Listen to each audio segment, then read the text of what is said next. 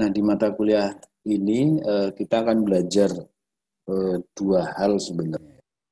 Di konstruksi jalan raya 1 kemarin kita sudah melakukan perencanaan geometrik untuk alignment horizontal gitu ya. Jadi ini adalah kelanjutannya, sehingga di mata kuliah ini nanti kita akan belajar mulai dari alignment vertikal gitu ya, kemudian koordinasi dua alignment yaitu horizontal dan vertikal, kemudian bagaimana merancang perkerasan lentur yaitu flexible pavement dan persan kaku atau rigid pavement.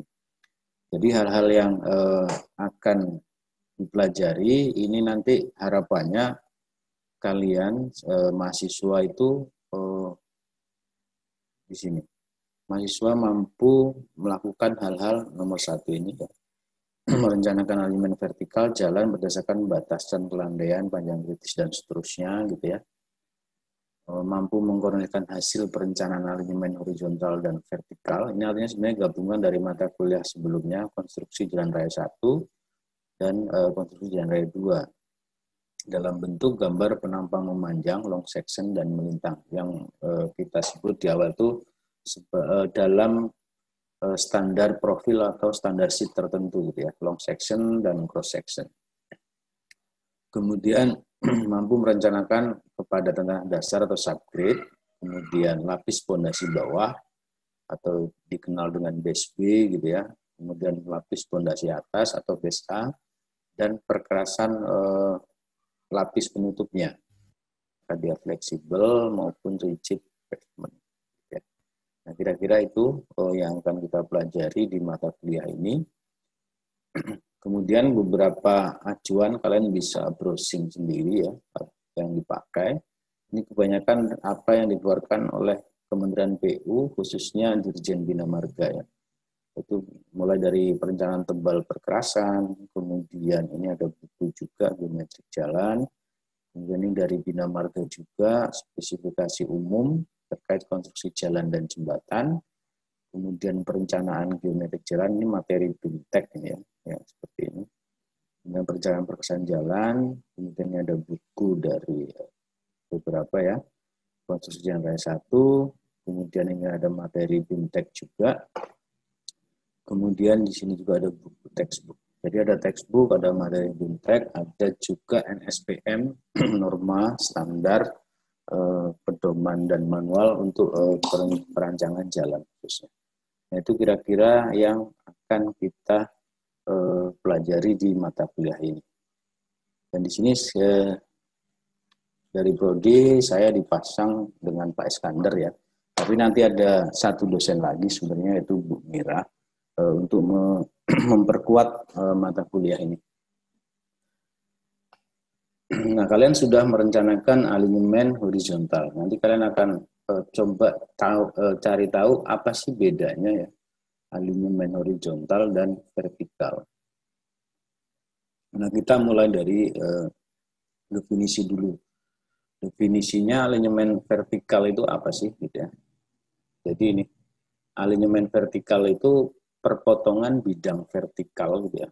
Perpotongan bidang vertikal dengan bidang permukaan berganjalan melalui sumbu atau as jalan. Kemudian alignment vertikal ini hasil perencanaannya itu akan dituangkan dalam penampang memanjang. Yang kita sebenarnya di gambar teknik jalan jembatan kan sudah belajar bagaimana cara menggambar penampang memanjang sebuah jalan gitu ya. Sebuah ruas jalan.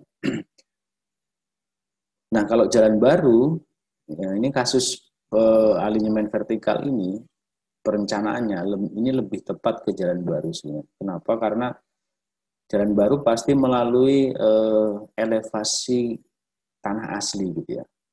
Elevasi tanah aslinya belum diapa-apain gitu ya. Jadi ada yang nanti tentunya ada yang dikupas, ada yang ditimbun dan seterusnya.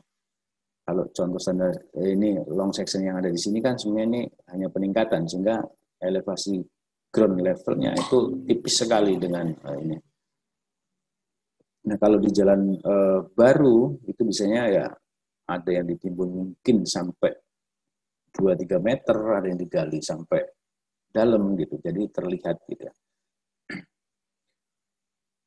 Kemudian kita lanjut, nah ini contohnya seperti ini. Yang gambar A ini perencanaan jalan benar-benar ngikutin ya, ngikutin muka tanah asli atau elevasi ground level. Sehingga di sini kalau kalian lihat kan, nah, ada turunan dan tanjakan gitu. Atau di sini bentuknya cekung gitu ya. Nah, ini kalau dalam standar jalan yang nyaman dan aman gitu ya, aman dan nyaman dan aman, ini tentunya kan harus ditimbun seperti ini.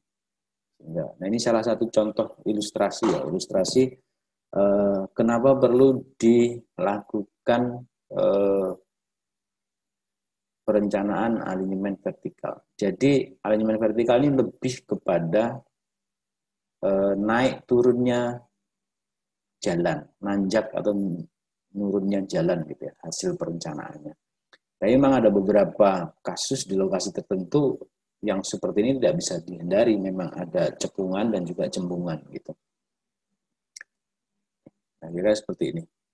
Nah, berarti kita jadi tahu nih kalau sudah kita rencanakan seperti ini kondisi yang ideal kan, kalau kondisi yang ideal nih diluruskan gitu.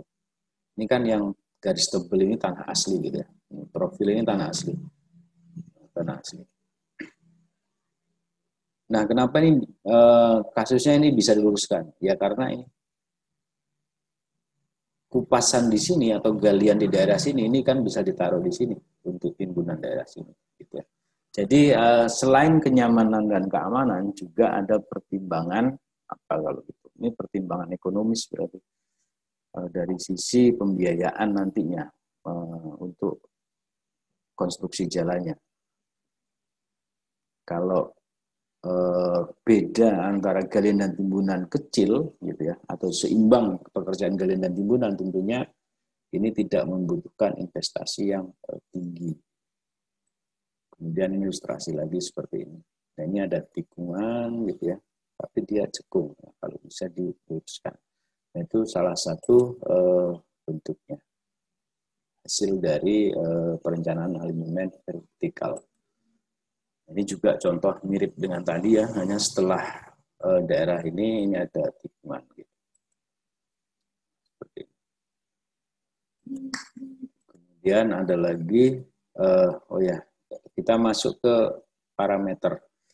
Nah, karena kita bicara alignment vertikal yang sudah saya sebutkan tadi bahwa hasil akhirnya adalah bagaimana merancang dari kemiringan jalan, baik itu menanjak maupun turun. Tentu hubungannya dengan ini, kelandaian. Paham ya maksud kelandaian ya? Jadi kelandaian itu adalah dinyatakan dalam persen, gitu, dalam persen atau nilai tangan sudut tertentu, nilai tangan sudut tertentu. Jadi semakin miring itu ya semakin tinggi. Nah, parameter ini sebenarnya lebih simpel merencanakan alignment vertikal ketimbang kita kemarin merencanakan alignment horizontal. Karena sebenarnya hanya ada 2 meter, yaitu kelandaian dan ini. Bentuk dari lengkung vertikalnya. Nah, di kelandaian sendiri ada batasan-batasan gitu ya. Ada batasan-batasan. Yang pertama ini kelandaian minimum. Artinya jalan tuh yang paling enak ya datar ya, 0% gitu. Tapi apakah di tempat itu boleh 0%? Nanti kita lihat. Gitu. Jadi ada kelandaian minimum di sini. Nilai yang paling kecil dari kelandaian itu berapa? Kemudian ada kelandaian maksimum. Gitu ya. Jadi yang paling miring jalan tuh bolehnya berapa sih? Gitu. Nanti kita lihat juga seperti apa penjelasan lebih lanjutnya. Kemudian ada juga ini panjang kritis. Gitu.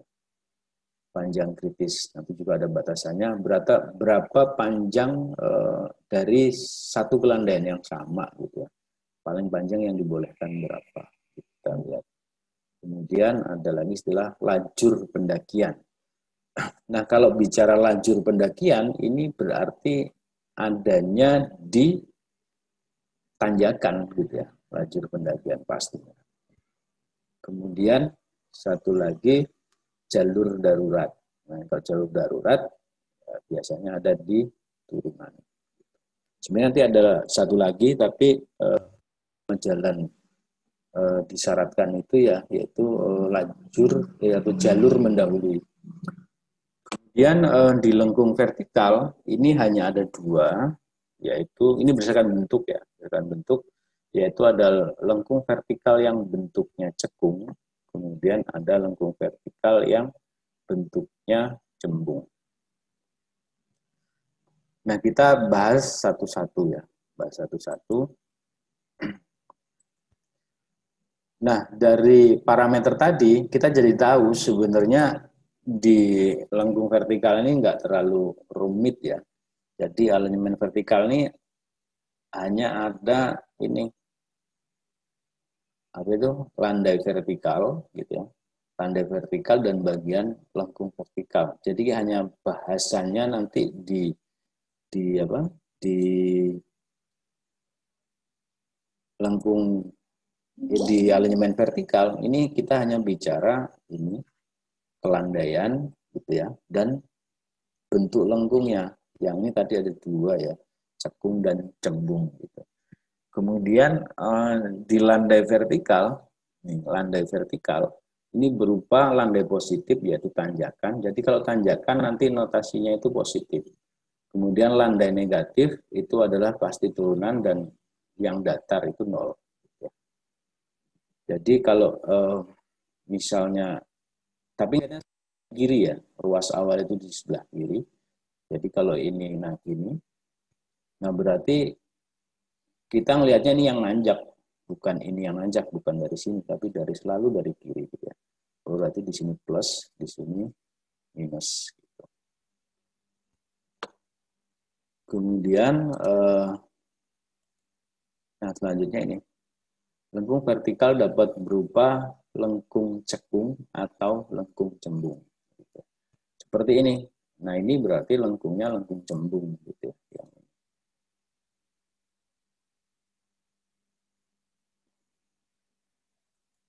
Ya, yang ini berarti cembung gitu ya. Kalau cekung ya kebalikannya, sender datar, nah terus gini. Ini berarti yang cekung. Gitu. Nah di sini sama, berarti ini minus, di sini positif. Jadi seperti itu. Jadi tidak sulit kan ya. Nah kemudian ini beberapa yang diperhatikan dalam menetapkan kelandaian minimum. Ya. Yang pertama adalah kelandaian minimum itu boleh nol, gitu ya. Ini boleh nol, gitu ya. Itu diperuntukkan untuk jalan di atas tanah timbunan.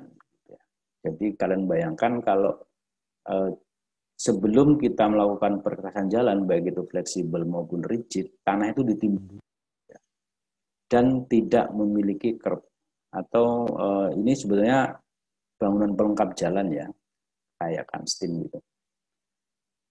Sehingga asumsinya adalah lereng melintang cukup mengalirkan air dari badan jalan ke tepi jalan.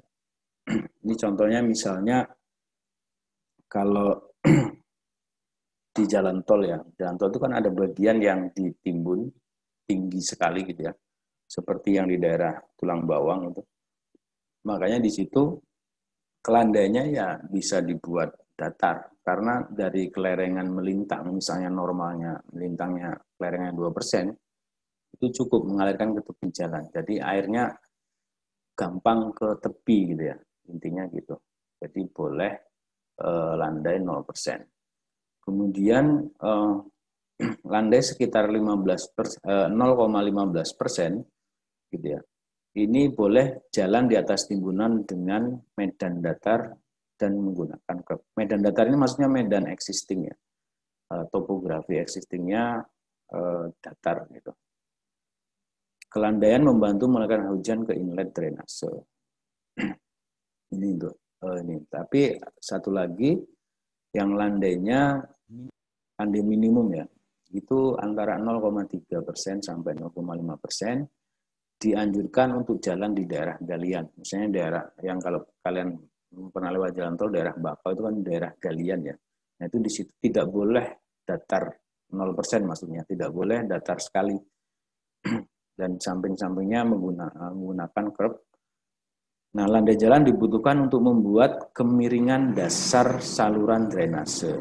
Jadi daerah galian itu kan dia tidak bisa membuang keluar area itu karena kalau kalian bayangkan misalnya ini dari potongan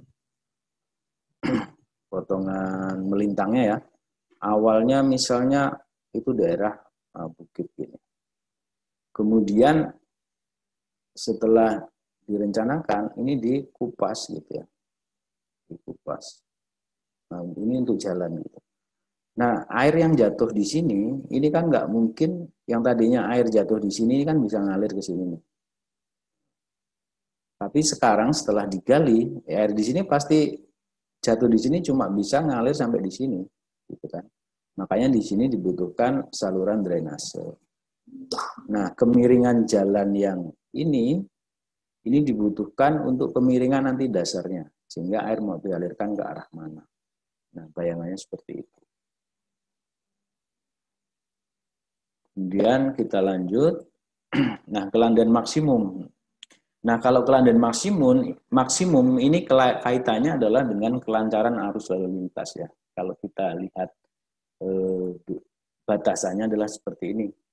Kelandaian maksimum dimaksudkan untuk memungkinkan kendaraan bergerak terus tanpa kehilangan kecepatan yang berarti.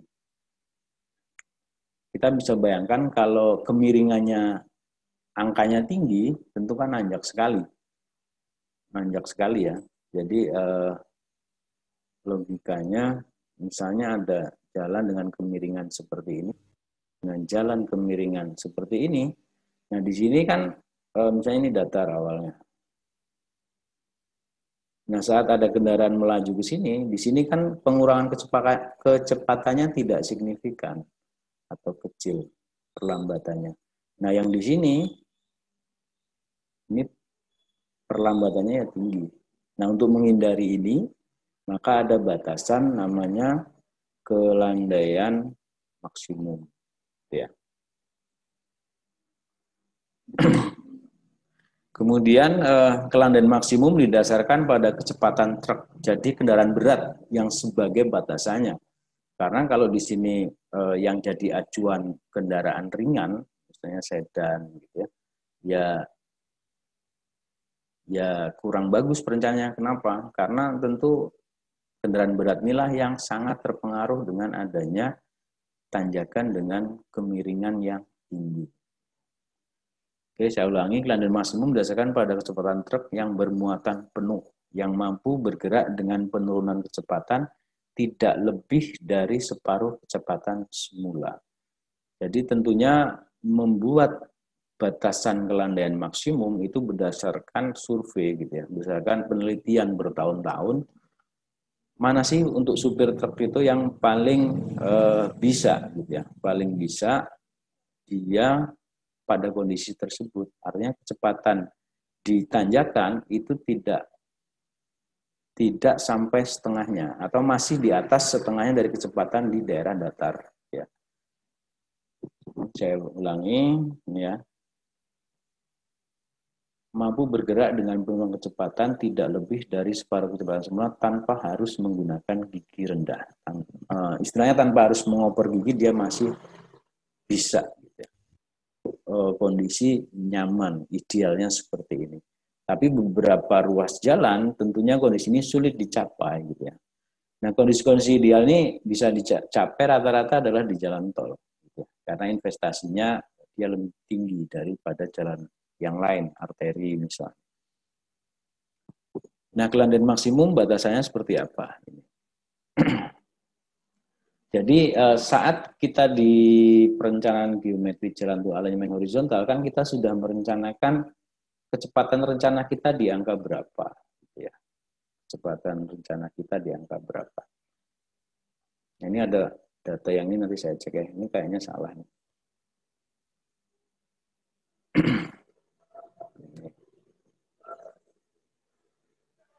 ini 90. Jadi semakin tinggi kecepatan rencana dari jalan, bukan kecepatan kendaraan ya, kecepatan rencana jalan semakin tinggi, tentu batas kelandaian maksimumnya juga semakin rendah.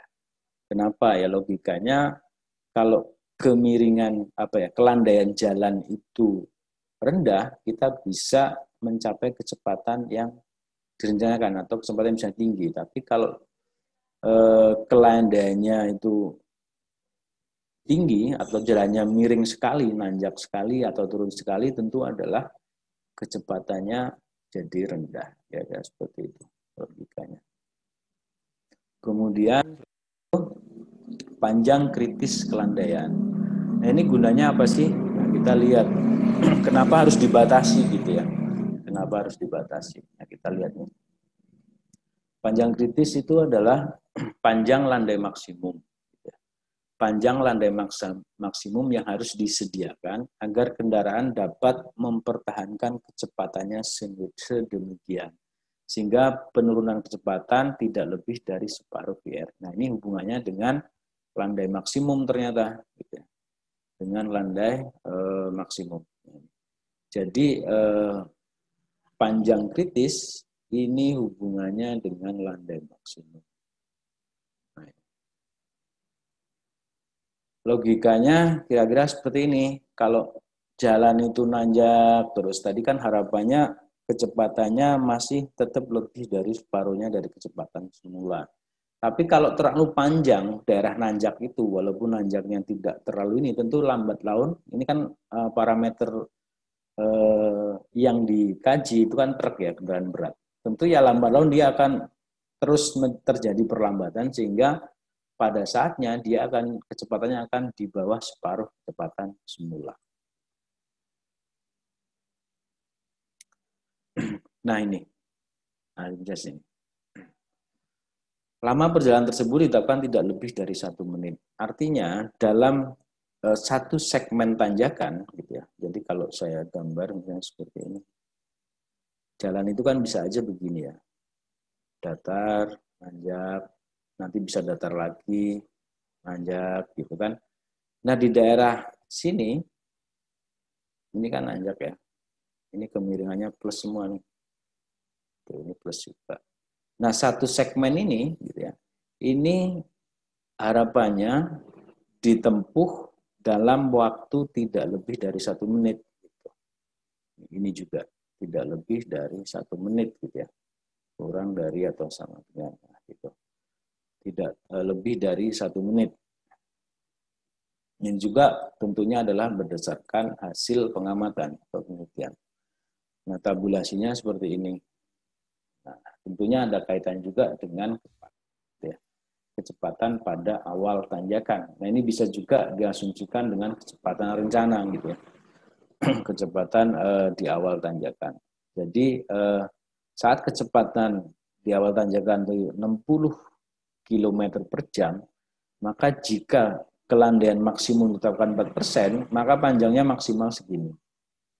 Boleh lebih pendek artinya ya, boleh lebih pendek. Ini kan maksimal. Oke, kita lanjut. Nah, sekarang ke parameter yang kedua, bentuk lengkung vertikal. Jadi lengkung vertikal ya cuma ada 2, kalau nggak cembung ya cekung. Gitu ya. Nah, yang cembung kita lihat seperti apa. Oh, seperti ini. Dan kalau kalian sering berkendara di daerah yang topografinya terjal gitu ya, atau berbukit, itu sering dijumpai seperti ini, cembung maupun cekung gitu ya. Nah, di sini juga ada beberapa hal yang perlu diperhatikan, ya, kalau saya gambar lagi seperti ini. Nah, di sini ada namanya kelandaian awal, gitu ya. Yang notasinya adalah G1, kemudian di sini daerah cembungnya, kemudian di sini ada kelandaian kedua atau setelah peralihan. Jadi ini daerah peralihan di sini. Sama sih kayak geometri yang alinyemen horizontal ya. Jadi ada bagian peralihan juga dari daerah tangan ke lengkung gitu ya. Jadi di sini daerah tangan, ini daerah lengkung, masuk lagi ke tangan. Kenapa disebut tangan? Karena dia memang kemiringan itu kan seperti saya bilang tadi adalah merupakan nilai tangan tertentu, gitu ya. Jadi ini berarti G1 ini positif, gitu ya. G1 ini positif. Di sini positif, di sini daerah cembungnya, di sini negatif. Kemudian di sini ada panjang lengkungnya, ya, ini panjang lengkungnya. Kemudian di sini ada istilah jarak pandang henti. Nah di sini kan semakin tinggi ini cembungnya, jarak panjang hentinya tentunya adalah semakin pendek. Jadi idealnya ya tidak terlalu tinggi. Sehingga kita masih bisa dengan kecepatan rencana di jalan itu gitu ya. Kita masih bisa tahu oh di sini ada mobil dari arah berlawanan atau tidak. Kira-kira itu sebenarnya untuk keamanan ya. Nah di lengkung cembung itu ada dua hal yang harus diperhatikan. Yang pertama adalah terkait drainase, gitu ya. Jadi panjang lengkungnya ini ya, dari sini ke sini, panjang lengkungnya itu tidak boleh lebih dari 50A. Nah ini adalah penjumlahan dari kelerengan ini, kelerengan awal dan akhir. Gitu. Jadi semakin dia miring, ya, tentunya L-nya bisa lebih panjang. Kemudian satu lagi, ini terkait kenyamanan. Nah ini sama juga nih.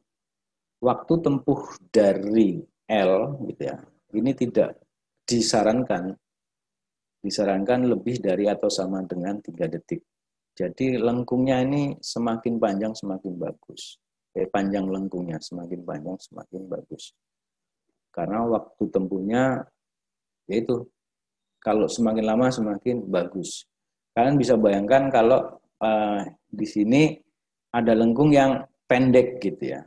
Ini tentu akan bisa mengagetkan pengendara, apalagi kecepatannya tinggi gitu ya. Ini bisa mengagetkan pengendara. Dan saat kaget itu ya bisa hilang kendali. Kemudian di lengkung cekung seperti ini. Nah, ini bayangannya. Nah, ini ilustrasinya. Nah, di sini ini kan kontur tanah asli ya. Dan sini timbun gitu ya. Karena kalau ditimbun mungkin mau diratakan, oh biaya mahal dan juga di sini sudah ada konstruksi misalnya. Jadi nggak bisa sehingga ini nggak lengkung seperti ini. Yang diperlukan yang pertama adalah clearance. Gitu ya. Clearance ini menjadi penting karena ya nggak mungkin apa ya misalnya jalan arteri tentunya harus melayani trailer fuso, mobil box besar trailer gitu ya. Sehingga ya clearance di sini harus memenuhi gitu ya. Misalnya minimal 4,5 meter atau berapa gitu ya. Karena kalau enggak ya bisa nyangkut. Misalnya ini daerah underpass misalnya. Underpass itu biasanya bentuknya juga cekung. Underpass di daerah datar ya, biasanya dia cekung. Jadi dan juga di sini harus mempertimbangkan ini jarak pandang. Jadi sebelum memasuki daerah lengkung, masih di daerah tangan ya, ini si pengemudi harusnya sudah bisa melihat kendaraan yang berada pada lengkung yang nanjak gitu ya, lengkung yang positif. Di sini kan lengkung yang negatif. Di sini juga ada beberapa yang perlu diperhatikan, yaitu jarak penyinaran lampu kendaraan. Gitu.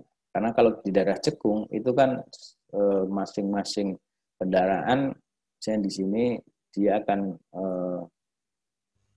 masih bisa terlihat gitu ya dari jarak pandang dan juga sebaran dari penyinaran lampu ini tidak menyilaukan kendaraan yang ada di depannya. Kemudian ini tadi yang saya bilang jarak pandangnya, jarak pandang bebas. Jadi di sini harus ada clearance seandainya ada konstruksi di sini di atas daerah cekung itu. Kalau tidak ya ini menjadi tidak masalah. Kemudian prosedurnya seperti apa kalau gitu? Oke, sebelum ke prosedur, tentunya ini data yang paling vital yang paling vital ya. Tapi tidak hanya ini datanya ada beberapa. Tapi yang paling vital tentunya adalah data topografi ya. Artinya kontur, elevasi. Itu menjadi sangat penting. Tanpa itu kita tidak bisa merencanakan alignment vertikal gitu ya. Nah, prosedurnya kira-kira seperti ini. Yang pertama dari data, tentu datanya ini harus sinkron dengan alignment horizontal ya. Misal di horizontal kita rencanakan arteri, di sini ya harus arteri, nggak boleh di vertikal arteri, di sini lokal gitu. Atau di sini diasumsikan berbukit, di sana datar yang nggak bisa. Jadi harus sinkron. Benar-benar berdasarkan data. Jadi penentuan datar, berbukit dan seterusnya itu lihat data konturnya. Yang pertama tentukan dulu kelandaian minimum dan maksimum berdasarkan data yang ada gitu ya.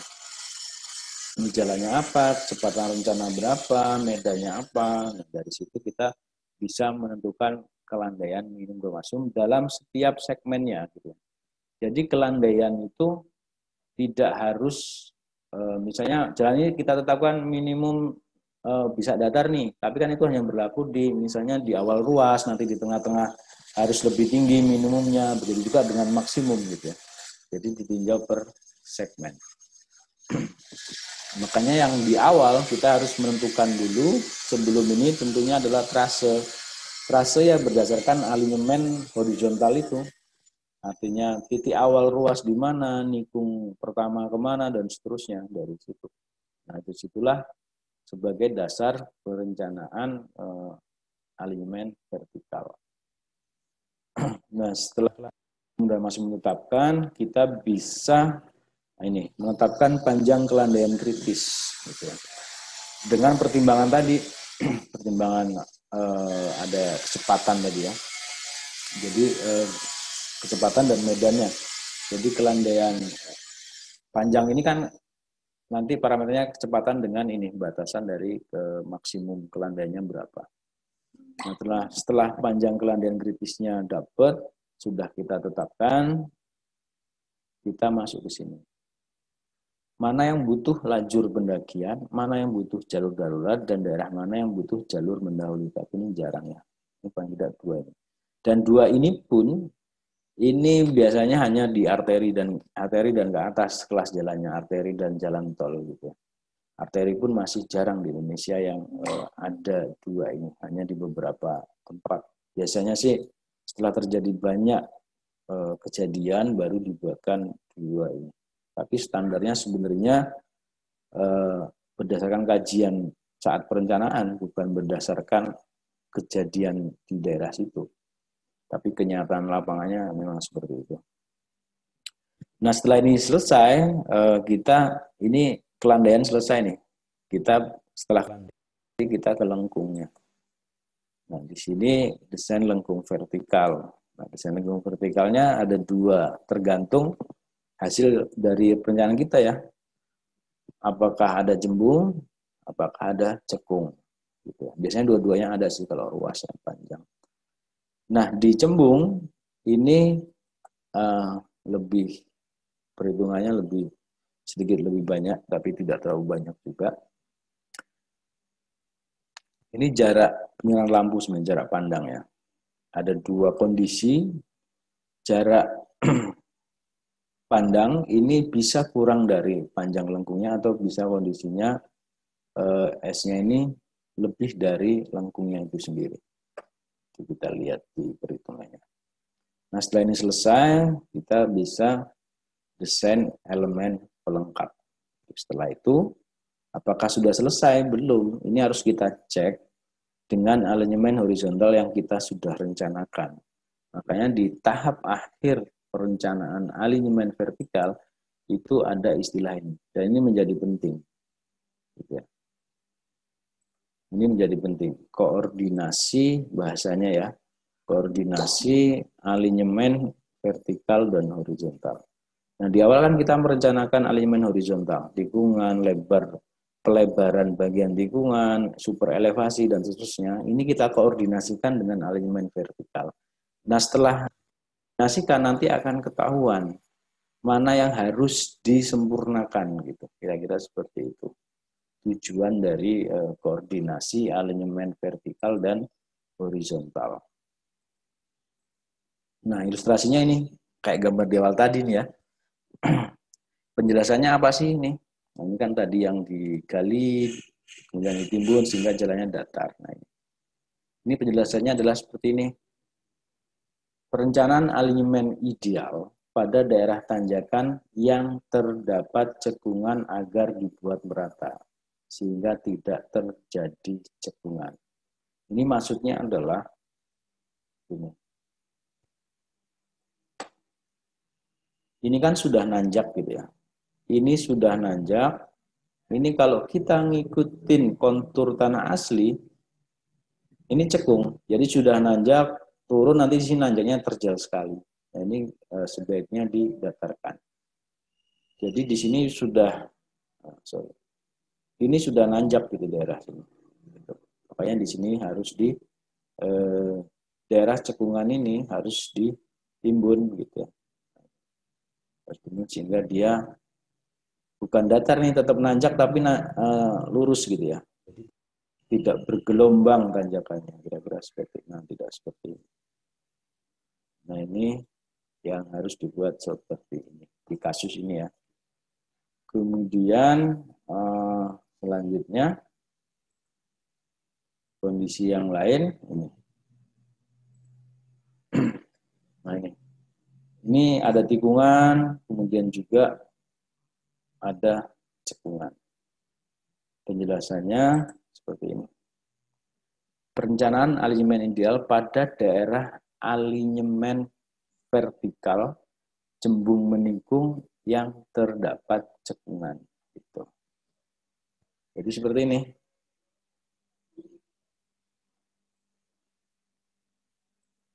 Kalau kita lihat penampang memanjangnya seperti ini. Jadi daerah sini kalau ngikutin tanah asli yang garis tebal ini ya, di sini sudah nanjak, kemudian di sini cembung, ya. Kemudian di sini turunan, kemudian di sini masih ada cekungan juga gitu. Di sini ada cekungan, kemudian cembung lagi. Nah ini kan sebenarnya kalau dari sisi pekerjaan tanahnya ini bisa didatarkan. Apalagi daerah sini nikung gitu ya. Ini kan nikung. Ini kan nanjak, terus ini cembung turun sambil nikung gitu.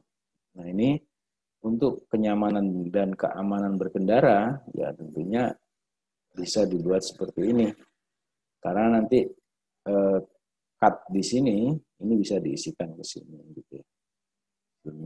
Jadi kalaupun kurang material timbunan tidak terlalu banyak. Kayak seperti itu.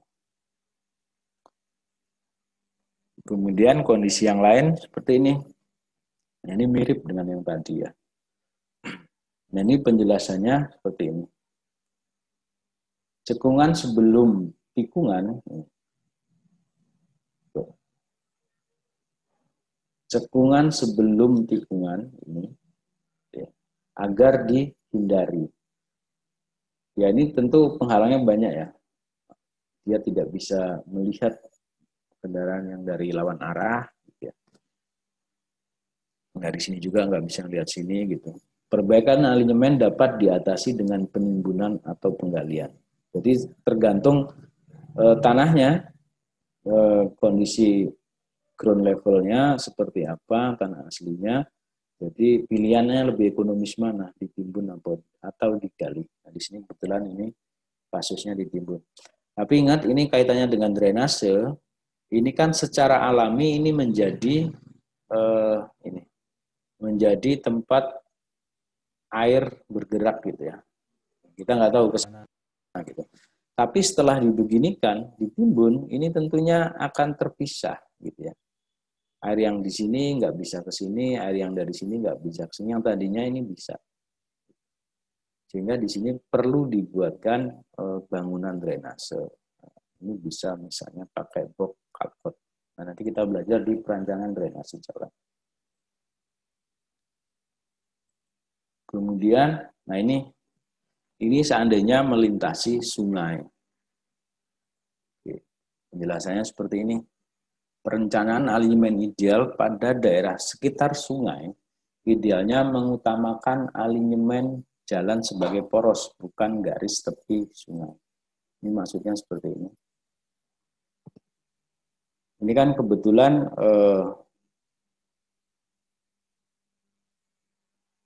ini misalnya hasil perencanaan awal kita seperti ini, tanpa mempertimbangkan ini kan arah sungai ya, saya ke sana alirannya gitu. Awalnya seperti ini. Nah, ini lebih baik dibuat seperti ini. Jadi di sini horizontalnya ini berarti yang dirubah ini. Horizontalnya. Horizontalnya dirubah seperti ini. Ini kan jari-jarinya tadinya kecil dibuat besar nih. Jari-jari tikungannya besar. Jadi daerah tangannya misalnya jadinya di sini gitu ya. Yang awalnya di sini daerah tangannya. Jadi daerah apa ya panjang terusnya itu lebih panjang. Nah, ini lebih aman. Kalau ilustrasi 3D-nya seperti ini.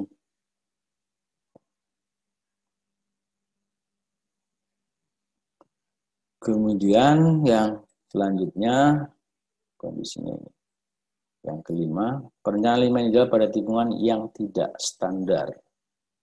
Atau istilahnya itu broken back curve. Atau tikungan yang bolak-balik gitu ya. Tidak standar. Nah, kalau kita lihat di sini, ya, awalnya seperti ini gitu ya. Ini sebenarnya mirip dengan yang tadi sih. Di sini sudah nikung, ada cekungan gitu ya. Nah, di sini didatarkan. Atau kalau di alignment horizontal itu sebenarnya ada, tapi belum sempat kita bahas kemarin ya. Itu ada tikungan ganda gitu. Misalnya ini daerah lurus, ini nikung. Ini dilihat dari atas ya. Saya lurus, kemudian ini ada tikungan gini. Nah, tikungan bolak-balik seperti ini. Ini biasanya kalau daerah padat sulit dihindari, tapi kalau perencanaan jalan tol misalnya karena bisa milih trase dengan agak lebih bebas, ini biasanya ya dijadikan satu tikungan gitu, sehingga jadi satu tikungan. Kira-kira seperti itu. Nah, mungkin itu untuk di awal perkuliahan konstruksi jalan raya sebagai pengantar biar kalian ada bahan untuk membayangkan apa yang nanti dilakukan gitu di mata kuliah ini. Mata kuliah ini 1 SKS kuliah, 2 SKS praktek, sehingga banyak prakteknya, sehingga kalian harus nanti mencoba, bukan hanya memahami teori, tapi benar-benar merencanakan alignment. Jadi tinggal dilanjutkan, kemarin hasil perencanaan alignment horizontalnya seperti apa, ya dilanjutkan saja. Pak, mau nanya yang di tabel kecepatan rencana tadi, Pak. Yang mana itu?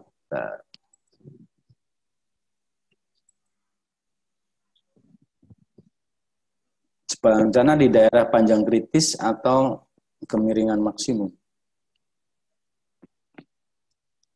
Yang di tabel tadi, Pak. Yang tabel kecepatan rencana VR tadi, Pak. Ini? Iya. Nah, kan kalau misalnya dalam satu kondisi untuk perencanaan ngambilnya kecepatan rencananya itu yang nggak ada di tabel misalnya 100 gitu, yang kelandaiannya itu gimana, Pak? Apakah diinterpolasi atau bagaimana, Pak? Jadi interpolasi aja. Pakai Diinterpolasi interpolasi ya, Pak? ya, atau ini. Ini kan makanya kita harus berlogika di sini ya, gini. Ini kan kelandaian maksimum. Misalnya data perencanaan kita kecepatan rencananya 100 km per jam gitu ya. Nah, kita tahu nih ini adalah tabel kelandaian maksimum namanya. Boleh nggak kita ngambil lebih dari angka yang ada di sini? Tidak boleh. Kalau kurang, boleh nggak? Ya tentu boleh, bagus malah. Artinya apa? Kalau kita nggak mau interpolasi, 100 itu kan letaknya di sini. Gitu ya, di sini. Kalau mau interpolasi silahkan, kalau enggak, gitu ya. ambil nilai di sebelah kirinya atau di kecepatan di atasnya 3%, boleh. Karena kan ini kelandaian maksimum. Gitu, Pak. Kalau interpolasi kan pasti 3, sekian gitu ya. 3, sekian gitu. Nah, kita ngambil di bawahnya ya berarti boleh. Jadi tidak harus segini angkanya. Ini maksimum. Jadi di kecepatan yang rencananya 50, boleh nggak ngambil angka 3? Boleh. Makanya lihat kondisi topografinya. Kondisi maksimum ini dipakai, angka ini pada kondisi di saat memang daerah itu tidak bisa dilakukan rekayasa untuk mengurangi kelandaian. Contohnya biasanya daerah pegunungan, jalan arteri misalnya, karena pagudananya tidak terlalu besar gitu ya, sehingga dia nggak bisa ngupas bukit, kemudian nimbun lembah gitu, nggak bisa, sehingga ya terpaksa diambil angka kelandaian maksimum. Jadi seperti itu.